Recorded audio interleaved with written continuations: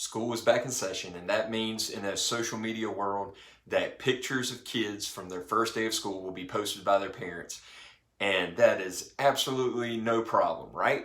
Well, according to one article, it is a big problem. Hey, this is Drew Page. Welcome to Drew Page channel. In this video, we're going to talk about posting first day of school photos of your children on social media, what this potential danger is according to some expert, whether there is actually a danger there, and then what implications it may have for cases such as custody cases. If you find this video helpful, please subscribe to the channel, like the video, hit the notification bell. Thank you so much for those who subscribed over the weekend. Had a big subscriber push, so thank you for that. And I hope you continue to stick with the channel. Please continue to comment. I try to reply to every single comment. And thank you so much for your engagement. So please keep that going. All right, let's jump into the video.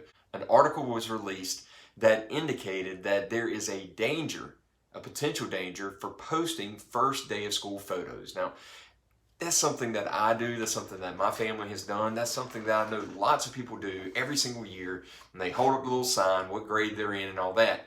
Well, this expert is saying that by posting pictures of your family members on social media, particularly places where there are uniforms, that predators, sexual deviants, and even child abusers are able to locate where your child is and can somehow weasel their way into a relationship with the school, be able to get on the pickup lists and things of that nature, and be able to capitalize on the information that they've gained from social media. And there's been mixed emotions about this. There have been, the article indicates that there are some that are saying, look, you're just scaremongering, you're just trying to scare everybody into things. And then there are others who say, well, it's true, there are sexually violent predators who get released back into the community. They're trying to assimilate in. And then once they see a child that they are attracted to, then that can cause all kinds of problems. And they're able to more easily be able to identify children that they want to that they want to prey on.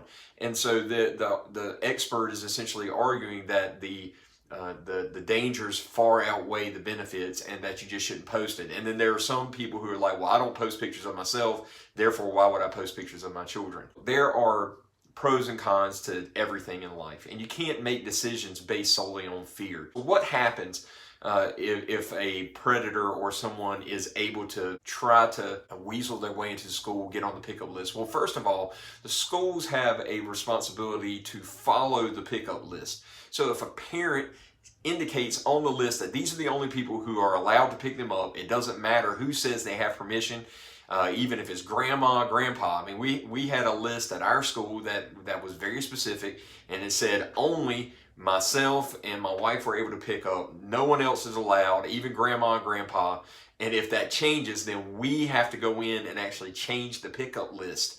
And the school is responsible if they don't follow that list and then something happens to the children, they could be responsible for that. And then when you see an article like this, there are going to be people in custody cases that are pending that are going to jump on this. And so if there's someone who doesn't have custody, they just have visitation, they see that the other party is posting pictures of their child, they see an article like this, now they're going to be jumping on court cases, filing motions to amend to say things like, hey, they're endangering our children's lives, they're endangering our children by posting on social media, and so therefore we need to be able to amend the custody arrangement.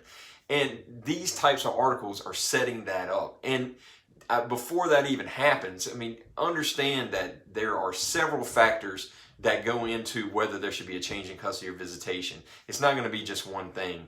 And the fact that there are numerous people all across the country that do this is not likely to encourage the court to want to make a change of custody just because one parent is posting on social media. So there's all kinds of implications for this. At the end of the day, there's nothing illegal about it. It's a parental choice. If you feel like you can safely do it, your child's still going to be safe, outside of the irrational chances or the unlikely chances that something bad will happen. I mean, how many people post pictures about their children with absolutely no incident? And yes, there may be a limited few, but there shouldn't be enough here to scare off those who want to do it. If you want to do it, then you can do it. There's nothing illegal about it. There's nothing that you're going to get in trouble for doing this. unless you have an order preventing you from doing this, or if you know that you have someone that has been preying on your child and there's a certain situation or scenario where you are putting your child at a specific risk or a specific danger. That may be different, but just some possibility that there's a danger out there somewhere.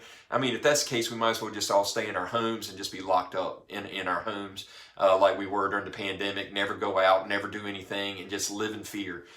So, take that and make your decisions based on rationality, not based on fear, and you'll have a much better life. Again, my name is Drew Page. I hope you found this video helpful. Please subscribe to the channel, like the video, hit the notification bell, and until next time, stay tuned.